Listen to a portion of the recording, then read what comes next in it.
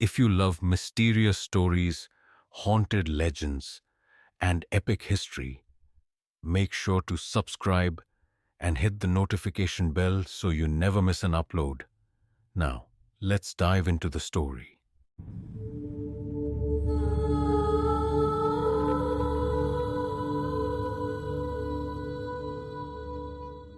The asphalt road twisted through the mountains, flanked by towering pine trees that grew denser with every passing mile. Mist rolled lazily across the road, thickening the further they drove. Kenji gripped the steering wheel, his fingers drumming against it rhythmically. He glanced in the rearview mirror. Aiko sat in the back seat, scrolling through her phone, while Daichi sat beside her, staring out the window in silence. So, we're really doing this? Kenji smirked, trying to break the tension. Aiko barely looked up. If by this, you mean stepping into one of the most haunted forests in the world, then yeah, we're really doing this. Daichi remained quiet, his hands clenched into fists on his lap. He hadn't told them the real reason he agreed to come. He hadn't told them about his older brother, the one who had disappeared here a year ago, the one who was never found. A sign emerged through the mist. Aokigahara Forest, entry at your own risk. Kenji let out a low whistle. Well, that's inviting. He pulled the car over. The towering trees loomed ahead, their twisted branches forming a skeletal canopy. The deeper they looked into the forest, the darker it seemed, as if light itself refused to exist beyond the tree line. The three of them stepped out, the crunch of gravel beneath their feet sounding unnaturally loud in the eerie silence. That was the first thing they noticed. No birds, no wind, no sounds of nature, just silence, like the forest was holding its breath.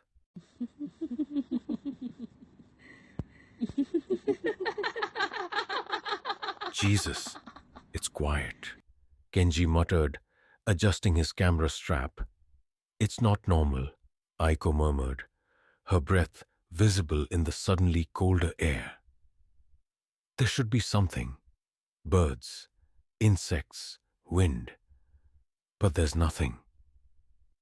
Daichi tightened his grip on his backpack. He had read about this. The Aokigahara silence. Some said it was because the trees were so dense that they absorbed sound. Others believed it was something else, something watching. Kenji pulled out his camera and started recording. All right, guys, here we are, standing at the entrance of Japan's most haunted location, Aokigahara, aka the Suicide Forest. People say if you step inside, you might never come out. That lost souls whisper through the trees, luring people deeper and deeper until they can't escape. Aiko rolled her eyes. Do you always have to be so dramatic? Kenji grinned. Gotta keep the audience entertained, right? But Daichi wasn't listening. He was staring past them, into the trees. And that was when they heard it, a whisper, soft, indistinct, coming from inside the forest. Kenji turned toward the sound, camera still rolling. Did you hear that? He whispered. Aiko nodded slowly. Yeah, we all did. The three of them exchanged glances. Then, without another word, they stepped past the threshold, and the forest swallowed them whole. The deeper they walked, the darker it became. The trees pressed in close, their twisted roots snaking across the forest floor like skeletal fingers. Even the air felt thick, heavy, like they were moving through something unseen. The path was barely visible beneath layers of dead leaves and moss. It looked undisturbed, as if no one had walked here in years. Then they started finding things. A length of frayed rope tied to a low-hanging branch, swaying slightly despite the still air. An old shoe, half buried in the dirt. A rusted flashlight lying beside a crumpled jacket, as if someone had set them down and never picked them up again. A plastic Hello Kitty charm, dirt-stained, hanging from a tree. "People really come here to die," Aiko whispered, her voice barely audible. Daichi knelt beside the jacket, running his fingers over the fabric. It was damp, stiff from exposure, but not old enough to be abandoned for long. Kenji zoomed in with his camera. "All right, so we're finding real signs that people have been here," he narrated, keeping his voice steady. "But no ghosts yet. No spooky spirits." Then, from the trees, footsteps, slow, deliberate, and coming toward them.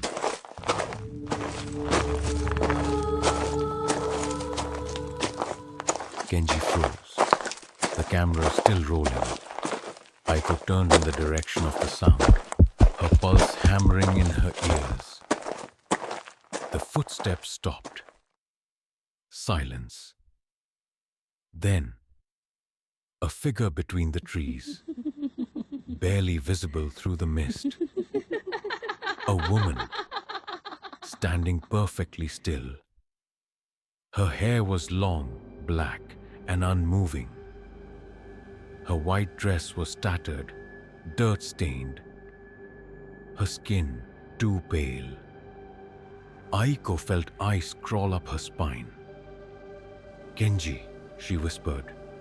He lifted the camera to capture her. But the moment he did, she vanished, like she had never been there at all.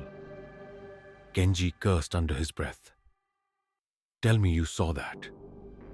Aiko nodded, swallowing hard. "I saw it." Daichi's voice was barely above a whisper. "She's not the only one." Kenji's stomach twisted. "What?" Daichi pointed. Beyond the trees, more figures, standing, watching, unmoving. The whispers returned, louder now, slithering through the air like wind through dead leaves. And then, from somewhere deeper in the woods, a scream. Long, guttural, and very, very wrong. "Run!" Daichi's voice snapped them into action. They bolted, leaves crunching beneath their feet as they sprinted through the trees. The path, gone. The trees, closer than before. The mist, thicker, blinding. Kenji stumbled, nearly dropping the camera. "Where's the way out?" Aiko gasped, her breath coming in ragged gulps. "It should be here," Kenji shouted, but it wasn't. The forest had changed, and they were trapped. The air grew heavier as they ran. Kenji's breath came in sharp, ragged gasps. Aiko's pulse pounded in her ears. Daichi's backpack bounced against his back as his legs pushed forward, desperate to escape whatever was closing in behind them. But the path, the one they had been following minutes ago, was gone. No matter which way they turned, the trees all looked the same. Their gnarled trunks stretched toward the sky like skeletal arms, their twisted roots clawing through the earth, forming an inescapable labyrinth. And the whispers followed them.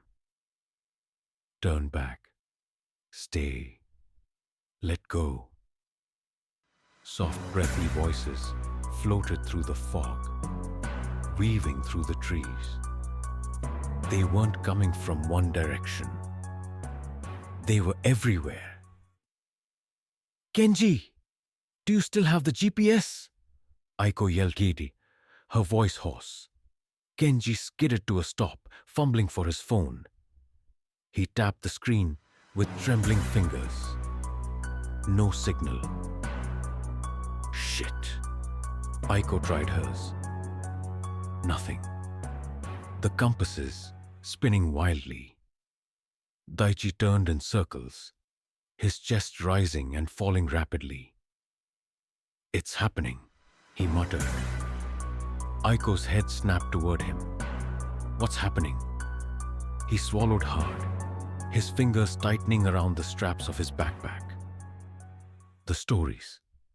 People say the forest does this, that once it has you, it doesn't let you go.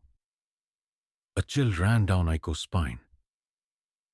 That's just superstition, Kenji said, shaking his head. But the uncertainty in his voice betrayed him.